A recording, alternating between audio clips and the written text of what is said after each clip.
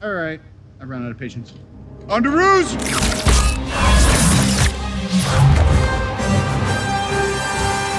In the Marvel Cinematic Universe, Tony Stark, also known as Iron Man, is basically the king of nicknames. Whether out of love or as an insult, Tony's monikers are one of the things fans will miss most about him now that he's gone. Hey, what's up, movie buffs? This is Galaxy from Comic-Con Radio and Spoiler Magazine, and here are the 10 best nicknames Tony Stark has given to other characters in the MCU. Please tell me you're going to appeal to my humanity. Actually, I'm planning to threaten you.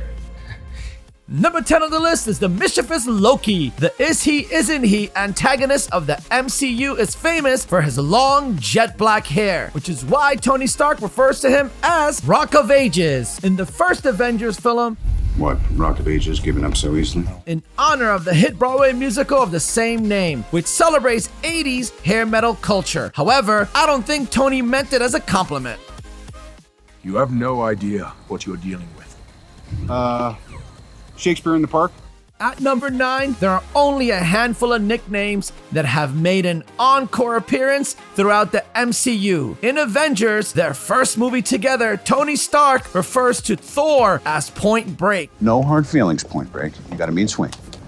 After his resemblance to Patrick Swayze's character in the 1991 surfing film, the nickname comes back around as a sort of Easter egg in Thor Ragnarok, when the son of Odin is trying to figure out his activation codename for the Quinjet aircraft.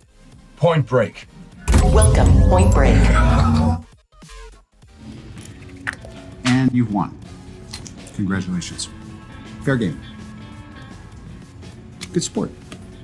At number 8, the small moments between Tony Stark and Nebula are some of the most endearing throughout Avengers Endgame. From Tony teaching her how to play paper football to Nebula restoring Tony back to health, prompting one of the more lovable nicknames he's ever given anyone. In a video message to Pepper Potts, he calls her the Blue Meanie. Thanks to the blue meanie back there. Oh, you love her. A reference to the music-hating antagonist from the Beatles cartoon film Yellow Submarine. The name also has a second meaning because in Yellow Submarine, many of the Blue Meanies become friends with the Beatles, much like Nebula, once a villain, has now joined forces with the Avengers. Doth mother know you weareth her drapes? At number 7, it's no secret that Thor is one of the 2 Avengers that Tony loves to pick on the most. Sure, he's usually an easy target, but his grungy demeanor in Endgame made teasing him even easier and became the butt of nearly half of the jokes in the film. Upon reuniting with Thor, Stark flippantly refers to him as Lebowski without even batting an eye. Inside there, LEBOWSKI. A reference to the iconic Coen Brothers slacker film The Big Lebowski, starring Jeff Bridges, who coincidentally plays the main villain in the first Iron Man movie. I like your plan, except it sucks, so let me do the plan, and that way it might be really good. When you think about it, Tony Stark and Star-Lord aren't all that different personality-wise. They've both struggled with immaturity, entitlement, impatience, and daddy issues, to name a few. So when the 2 characters meet for the first time in Avengers Infinity War, audiences are on the edge of their seats. In what he thinks is an insult, Tony calls Peter Quill Flash Gordon. However, Quill takes this as a compliment, We're getting no help from Flash Gordon here. Flash Gordon, by the way, that's a compliment. which makes sense since Guardians of the Galaxy director James Gunn claims the 80s film has a major influence on his original films. What exactly is it that they do? Kick names, take ass. Yeah, that's right. Halfway through the list, sitting at number 5, sometimes Tony Stark's insults just write themselves. In that same scene where he meets the Guardians, the bald-headed Drax is acting clueless, like usual, and thus gets dubbed Mr. Clean. Okay, Mr. Clean's on his own page. I think I bought it. Okay, that wasn't mine to give away. That belongs to my friend's sister. And that's why I'm gonna kill you first. At number 4, one of Tony's more forgotten about designations came in Iron Man 3 when he called a no-name bad guy Ponytail Express. Hey, Ponytail Express. What's the mileage count between Tennessee and Miami? In-universe, the AIM operative working for villain Aldrich Killian has only ever been known by his nickname, a reference to the 19th century mail service called the Pony Express.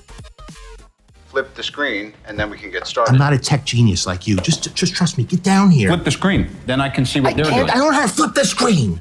There are actually 2 occasions where Tony refers to his head of security, Happy Hogan, as forehead of security. First in 2013's Iron Man 3. Is this for head of security? What? And then again in Spider-Man Homecoming. He was forehead of security, and before that he was just a driver. Private conversation. It's likely in reference to his receding hairline and his inability to properly frame his face in a video call. Either way, any inclusion of Happy into an MCU story is a welcomed one, and his relationship with Tony is one of the best. Ratchet, how's it going? It's rocking. Take it easy. You're only a genius on Earth, pal. At number 2, it's not easy being a diminutive raccoon in the presence of both gods and men, and Rocket the Raccoon has received his fair share of insults just as much as he's dished them out. He called me vermin. She called me rodent. In one of the funniest moments of Avengers Endgame, Stark takes a swing at Rocket when he says, "Until this exact second, I thought you were a Build-A-Bear." Honestly, until this exact second, I thought you were Build-A-Bear. Look great, Hef. Sitting at mighty number 1, we all remember the moment at the end of Captain America Civil War when the late Stan Lee erroneously calls Tony Stark Tony Stank. Are you Tony Stank? But easily the best nickname Tony ever gave anyone in the MCU came about a few years earlier during a brief moment in Iron Man 2 when he mistakenly calls Mr. Lee Larry King. Larry! But I guess Stan got the last laugh at the end of the day. Manchurian candidate, you're killing me. There's a truce here. You can drop. Let us know in the comments if you agree with our list. If you enjoyed this video and want to hear more from me, Galaxy, and Comic-Con Radio, be sure to hit that subscribe button before you go, and please tickle the bell icon. Go to our website, comiccon-radio.com, and follow us on Instagram at Comic-Con Radio. And with that said, I love you guys. Mwah! Peace.